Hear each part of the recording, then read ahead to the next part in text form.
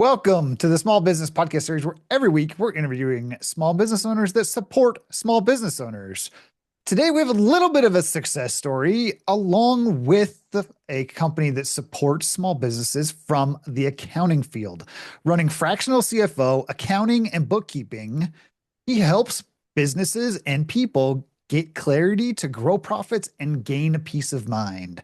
Rusting, Rusty Fulling, founder and CEO of Fulling Management. Welcome to the show. Hey, Jay, well, and I wasn't sure when you said a little bit of success. I don't know if that was my best intro, so that really was hurtful. But hey, it's good to see you, Jason. For the audience, we actually go back a ways, so yeah, we can literally joke about those kind of things. But hey, it's Yes. great to see you. Great to see you. Yes, great, great. Thank you, Rusty. And absolutely. It's a little bit of a dynamic difference Yeah. today because Yes. A, we do go back a little ways, and Yes. B, I want to highlight some of those things that Mm, go through that you've created what a lot of small mm, business owners want yeah. in their business. And that is to have a thriving business where you can be a visionary, you can lead the business and create a Yeah. great team culture. But one Mm, thing that I'm really curious about, because we haven't caught up since the COVID yeah. days, Yeah. and you went fully remote where you weren't fully remote before that. So how has that experience been in Yeah. Fulling Management and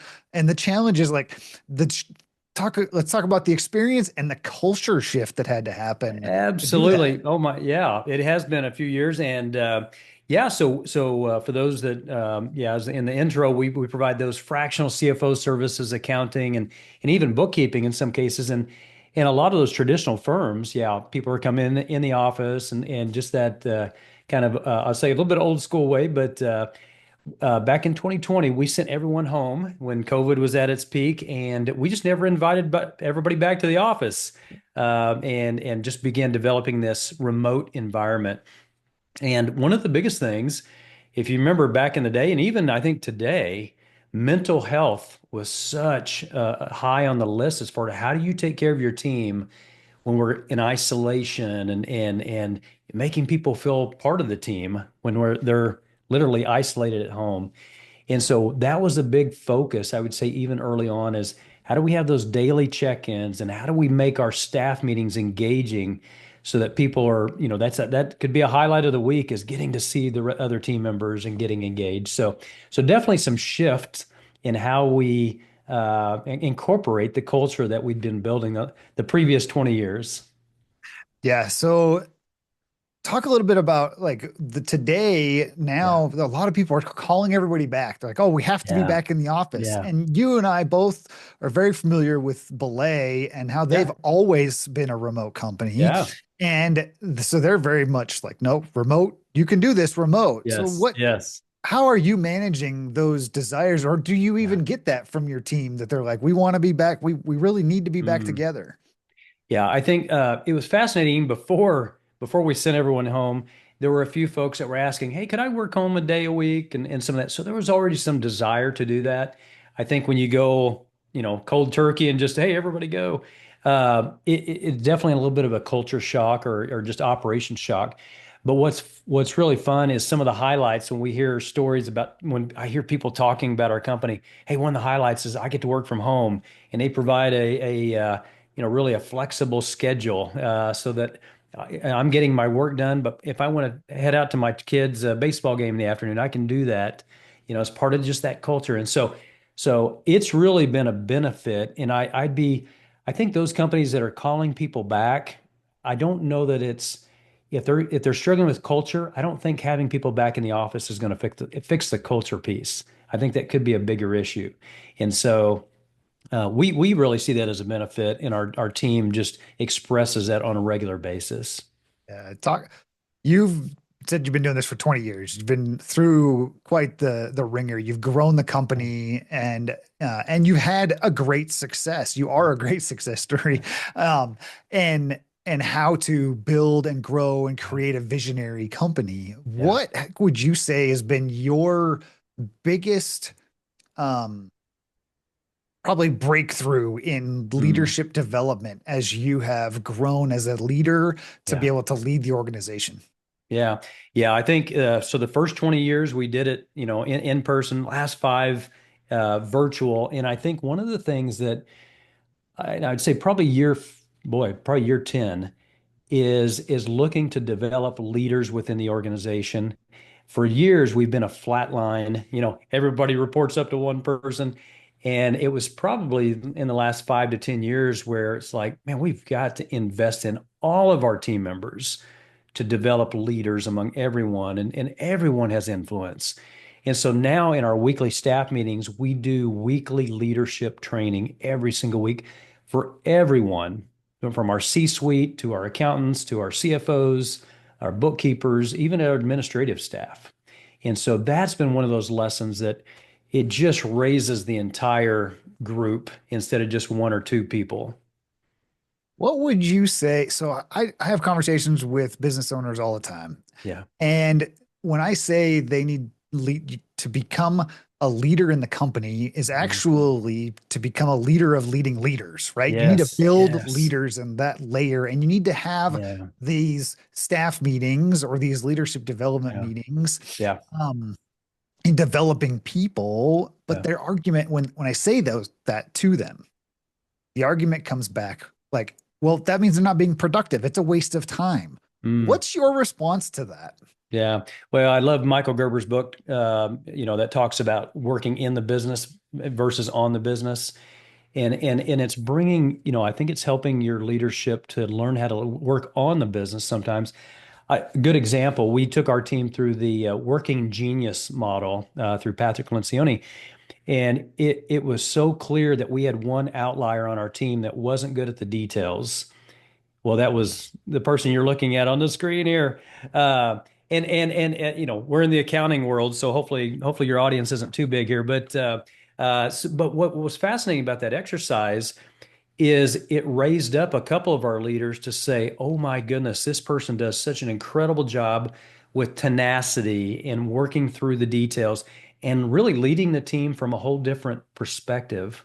Well, now that team member is our COO. She's our integrator. If you think about the visionary integrator model in EOS, she's our day-to-day integrator. I get to lean into that visionary piece.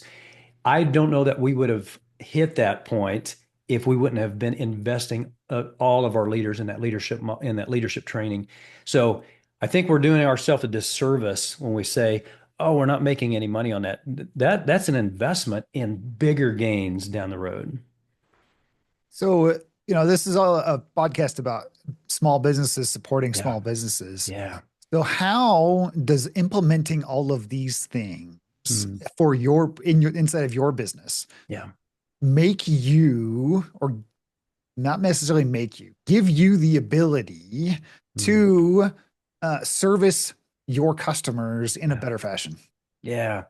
Yeah. And I'll go back even to maybe that earlier stage entrepreneur. Sometimes we go, we begin comparing ourselves with somebody who's, in the middle of their business, and you're at the start, and they're like, "Oh, I'm not there yet." Well, for us, it's 25 years down the road. So don't feel like you have to implement everything that we may talk about today, but just do one.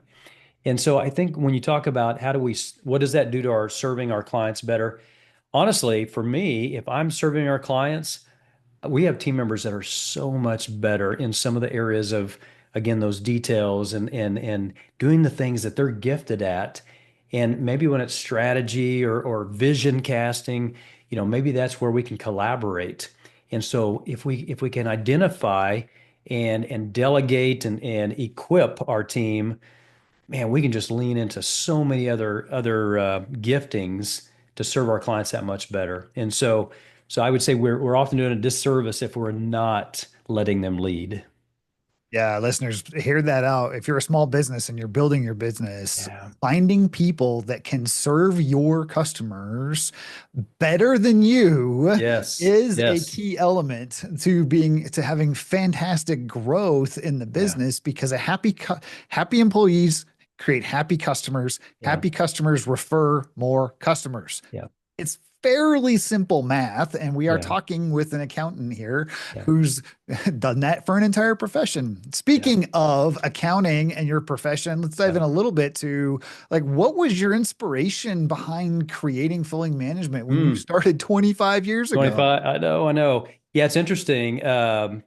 I was at a CPA firm prior to this, working way too many hours, Jason, and I know you and I both have, or well, they're not young anymore, but have two children, and our kids were 3 and 5 at the time, and I would leave home in the mornings to go to work. They would be in bed. By the time I get home, they'd be back in bed, and I was just missing out on family time. And in fact, the stress of the hours and not meeting up to family time was just taking a toll. In fact, I ended up in the hospital. It was just eating away, actually some symptoms of heartburn, those kind of things that were really to the point where they were talking esophageal cancer kind of stuff. And so that's where you kind of take a time out and going, wait a minute. And it was after that hospital stint that a colleague of mine said, I can't believe you haven't started your own company. And so sometimes those words of affirmation are just enough to kind of say, somebody believes in me that I could do this. And so literally within 6 months, we started Fulling Management Accounting with 3 little clients. And what's cool is one of those little clients are one of our biggest clients now, 25 years later. And so part of that is finding that work-life, balance or integration. But part of our goal was how do we do what we do within a 40-hour work week? And so that means saying no to some good things, and sometimes it's saying no for now, but not for always. I love that phrase. That is one of my favorite Yeah. things to be able to Yeah. say. It's not no for always. It's just Yes. no for right Yes. now. And Yes. the one of the questions I love to ask is what is one you talked a little bit about this client that you've had forever, and Yeah. Yeah. that may come into this part of this question, but what is a recent project or initiative that Mm. reminds you Mm. why this is exactly why I got into this business? Yeah. Yeah. We do what we call weekly shout outs for our team. Like each team member, or a handful of team members will pick different ones to, hey, Jason did this really cool thing this week. The other thing we've started tracking is what we call shout outs from our raving fan shout outs from our clients. And so we had a client that they needed a little different level of service, probably a little more bookkeeping, not necessarily the CFO side. So we've been helping them transition to somebody outside of our company. So we're not even serving them anymore. And I got just an incredible thank you note for them. And we've been working with them the last 2 or 3 years. And it was just one of those. I feel like I've gotten much more benefit than what I even paid for. And when you're getting those kind of things from an exiting client, it's just those we made a difference. And our core values, Jason, spell out the word grace, GRACE, and the E of our grace is eternal impact. And so our goal is how do we make a bigger impact than just today's debits and credits? And so maybe, just maybe, we made an impact on that business owner that's going to maybe even impact generational impact on his business. Yeah, absolutely. I was having a conversation recently with a couple friends, and there's three professions that you have to go to school for, right? You don't Mm. have a choice about a college Yeah. education, and accounting happens to be one of them to become Yeah. a CPA, right? Sure. It's how it is. Yeah. But there's also then there's other professions such as Yeah. doctors and lawyers and things like that. But being that you're an accountant, Yeah. we'll stick in that realm. It's one of the also industries that I feel like you're starving for more accountants, right? You need Mm. more Yeah. accountants. And I'm Yeah. curious to know what your take is on how AI is going to affect the accounting industry Yeah. in the near future, and what steps are you taking Yeah. to account for it yourself? Yeah. It's great. I was actually at a conference yesterday where one of the sections was all about AI and impact and not just for accounting, but for all of us in all different industries. And so that is something we've been adopting, at least the last couple of years. In fact, we've got one of our team members that's just one of their main focuses on, hey, how can we implement this today? Or what's some of the software we're already using that has AI in it that we need to be aware of and how to best use it. And so I do see if you're not engaging in it and sticking your head in the sand, unfortunately, you're going to get left behind. And I think when we say, well, we'll always have clients come into the office, we'll always do this, those absolute statements are going to get us in trouble. And so it's being adaptive. Hey, what is something that we need to be aware of, and how can we be using it today? Being protective too. I mean, it's an open, there's definitely opportunity to share data out there that you don't want to be sharing. So be aware of the limits and also be aware of some of the benefits. And I think we're starting to see both of those in our industry and so many others. So I'd say definitely be studying it, be implementing what you can. But yeah, those that are ahead of the game are going to be they're going to be around a lot longer. I'll just put it that way. Yeah, absolutely. Totally agree with that. And Rusty, I know Yeah. you and I could probably talk 4 hours about a lot of Sure. this stuff, Yeah. but I want to jump into our lightning round. Are you ready? Uh-oh. All right. I should have studied. Yeah. So go ahead. Go ahead. So, It's way more fun when you okay. don't. Yeah. Yeah. Yeah. Okay, they're not hard. This doesn't start off with hard questions, but there's a couple of thinkers in here. All right. How about coffee or tea? I'm from the South, so sweet tea would be preferred. So There you go. Okay. How about cats or dogs? dogs. If you could grab only one weapon or item during a Yeah. zombie apocalypse, what would it Yeah. be? I'm all about community, so preserving community. So I'd probably grab my friend Jason Pond, use him as our sacrifice, and then we'd go on with our lives. So anybody could have Jason around. That's what I would do. So Oh, that's the first time I've been sacrificed on my own podcast. That is amazing. Thank you, Rusty, for that. You bet. Favorite quote or phrase that you think about often? Hmm. Yeah, I just had one other day, a book I read, Mark Batterson. Your problem is somebody else's miracle. And so we think, oh, my car broke down or whatever. Like, was that your first car or your second car? Oh, well, that's my third car in my garage. And some people they walk 10 miles a day because they don't have a car. But sometimes our problem could be somebody else's miracle. Oh, that's really good. I love that one. Very powerful. How about a book that has influenced your life the most? Mm. Yeah, so there's a book called I'd Choose You by John Trent. That was a children's book that we read to our kids, and it's all about passing the blessing on to the kids. What's fascinating is when we elevated one of our team members to be our COO, I looked for a book to pass on the blessing to them in their new role. And I gave them I'd Choose You as this book. And just a great, we forget sometimes the power of a blessing. And I think about my friend that said, I can't believe you haven't started your own firm. And to a certain degree, he was saying, I'd choose you. I think you could do it. So definitely check out that book. Great little children's book that I think can apply to business today. So Oh, that is very good. And what's the biggest obstacle you have had to overcome and one mm, lesson you've learned from it? yeah. Yeah. And again, I go back to those early days as far as even I'd choose you. I think the story of Moses in the Bible, where Moses was going, I am not qualified, I'm not good enough and to lead. And I'm constantly reminded of that quote that God doesn't call the qualified, he qualifies the called. And so sometimes it's like, let me not lean on my own unqualification, because I think, whether you're a faith person or whether you have others around you, make sure you're leaning into those others. But yeah, definitely learning the leadership piece, I think has been a great lesson that's ongoing. That is fantastic and so great. So much information, so much Yeah. gold inside of this podcast. Rusty, how can people reach out to you if they want to learn more about Fulling Management and what you're doing for your clients? Yeah, you bet. So FullingMGMT .com would be a great area, or my LinkedIn is Rusty Fulling out on LinkedIn. So yeah, I'd love to connect. And whether you're a new business owner or existing, or even starting your own firm, and you just want somebody to talk to, love coming along beside new leaders in that area as well.